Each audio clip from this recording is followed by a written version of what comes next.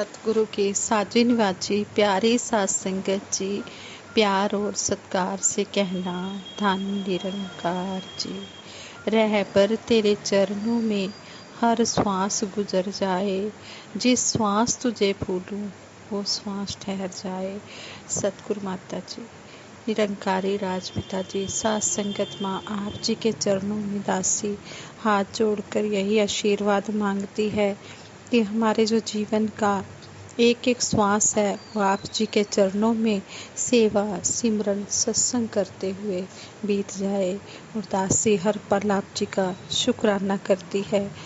सतगुरु माता सुदीक्षा जी महाराज व निरंकारी राजपिता जी के आशीर्वाद से हमारे 76वें निरंकारी वार्षिक संत समागम की डेट्स भी अनाउंस हो गई है, जो 28, 29 और 30 अक्टूबर को हैं और 31 अक्टूबर को गुरु वंदना का प्रोग्राम होने जा रहा है और 2 नवंबर को सामूहिक शादियां होंगी।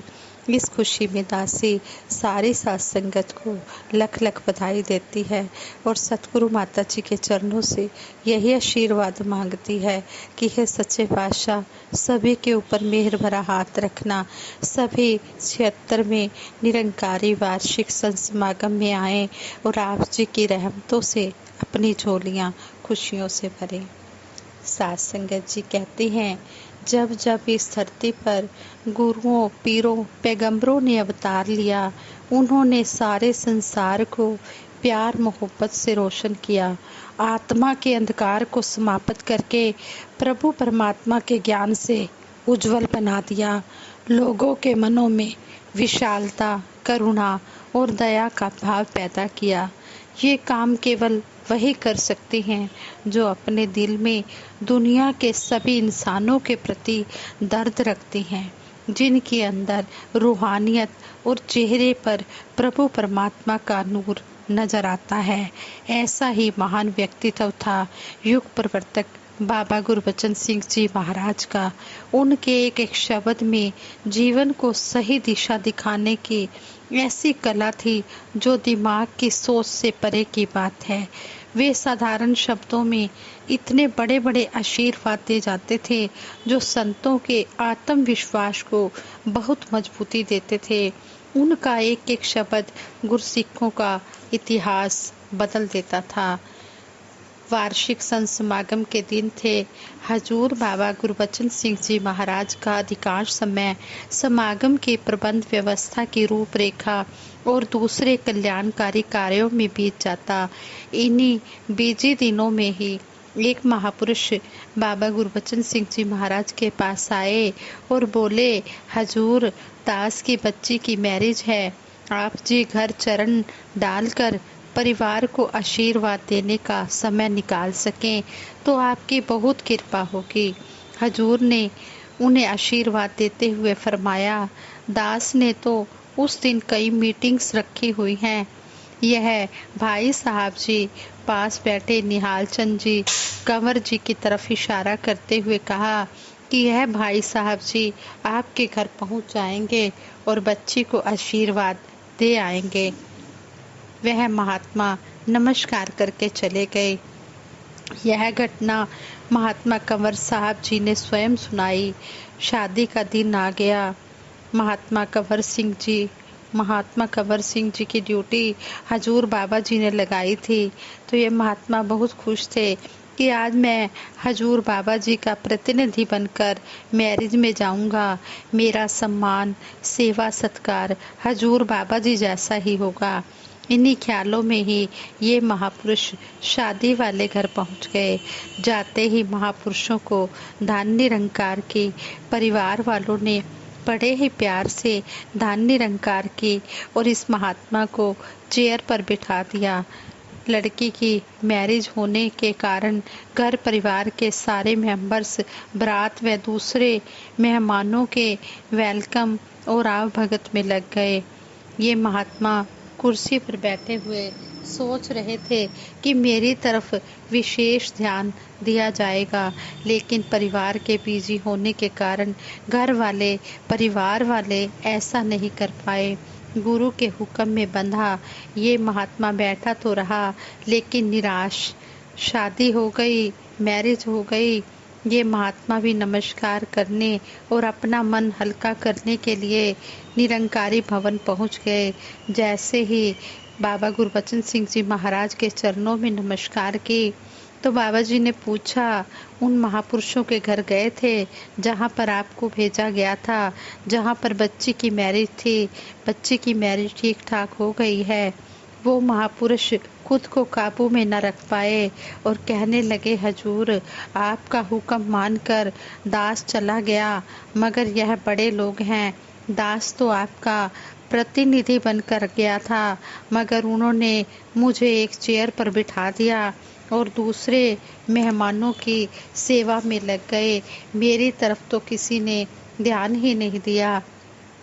हजूर कुछ गंभीर होकर फरमाने लगे और हजूर ने कहा, उस महात्मा से कहा, आपने भी परिवार वालों के साथ सहायता करने में लग जाना था, उनका हाथ बटाना था। महापुरुष केवल शामिल ही नहीं होते बल्कि एक दूसरे के सहायक भी होते हैं। हजूर के ऐसे वचन सुनकर इस महात्मा को अपनी गलती व कमजोरी का एहसास हुआ कि मैं ही अपने कर्म से पिछड़ गया हूँ।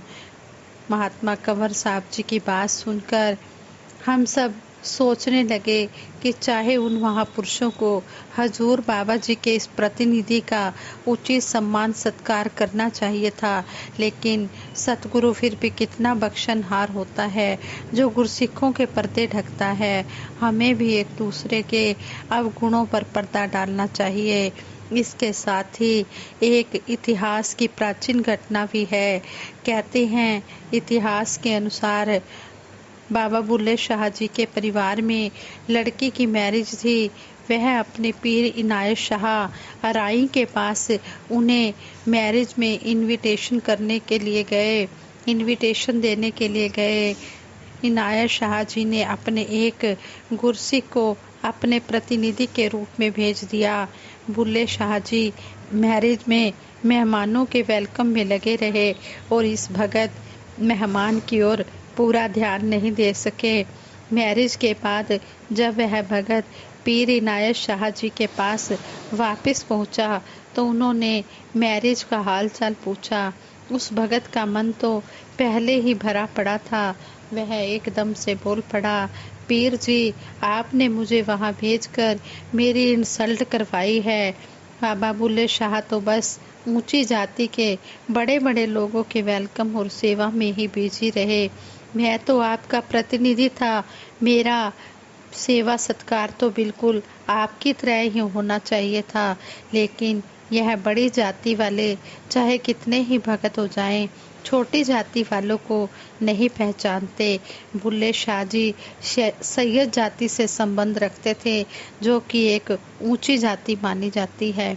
भगत की बात सुनकर पीर इनायत शाह जी बुल्ले शाह जी से नाराज हो गए, क्योंकि गुरु पीर कभी अपने गुरसिख का निरादर सहन नहीं करते।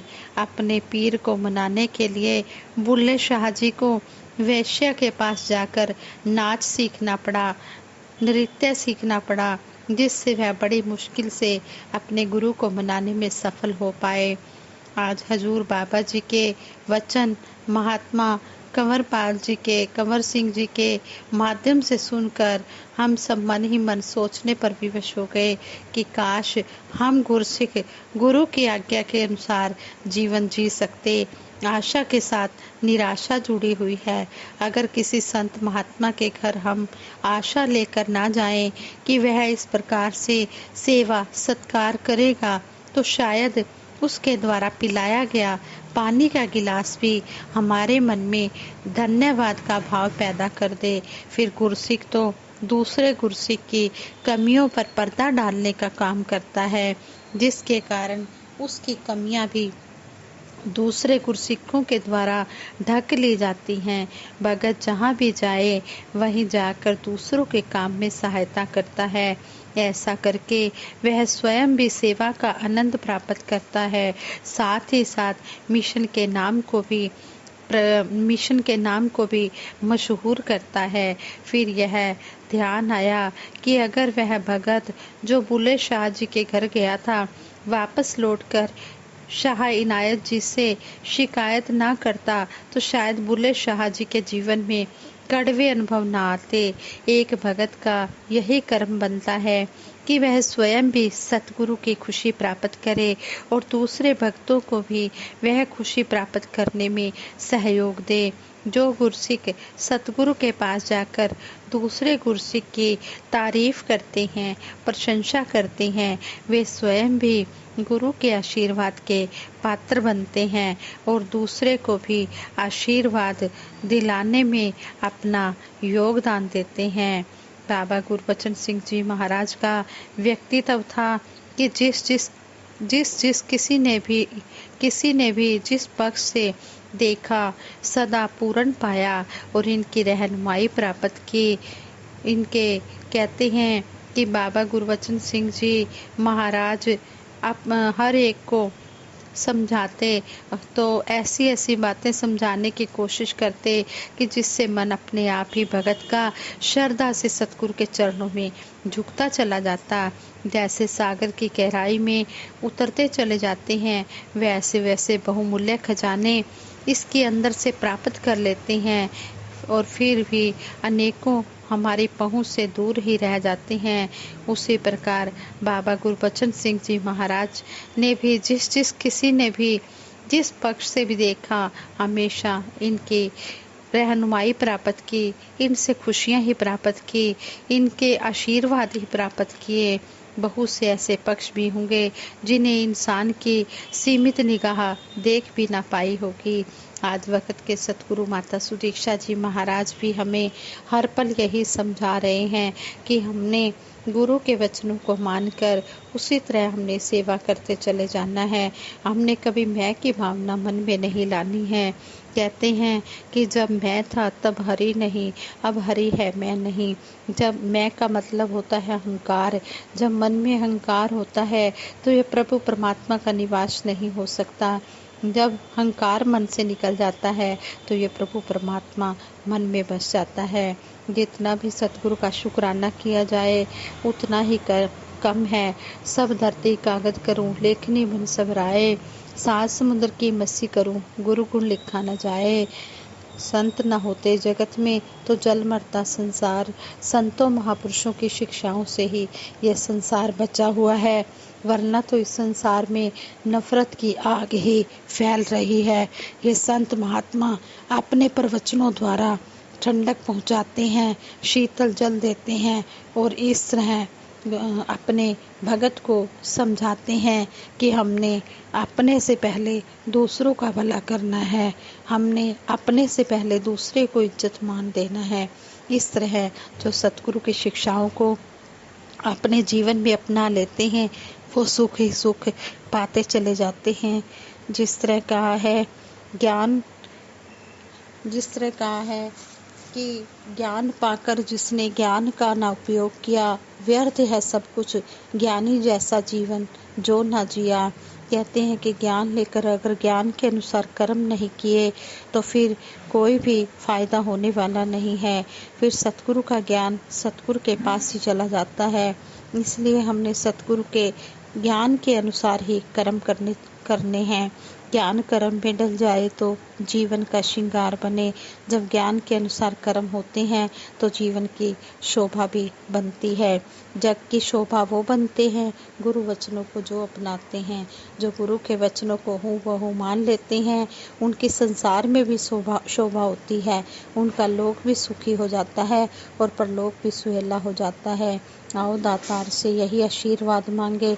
सच्चे पातशाह जिस तरह आप जी हमें कदम कदम पर सिखलाई दे रहे हो, सेवा सिमरन सत्संग की विधि बता रहे हो, हम इसी प्रकार आपके बताए रास्ते पर चलते चले जाएं और सभी के लिए सारे संसार का भला मांगते हुए दासी नबी के लिए यही अरदास करती है, सच्चे पातशाह जिनको ये ब्रह्म ज्ञान की दात मिल गई है, मुबारक के वाद के पात्र हैं वो, और जिनको अभी तक ये ब्रह्म ज्ञान की दात नहीं मिली है, उनके भी घट में आप विराजमान होकर उनको भी ये ब्रह्म ज्ञान की दात से नवाजो, और इसी तरह तन मन धन के सुख पाते हुए सभी सेवा सिमरन सत्संग के साथ जुड़े रहें। सबके भले की कामना के लिए दासी सिमरन कराएगी, सभी ने मिलकर सिमरन में साथ देना है।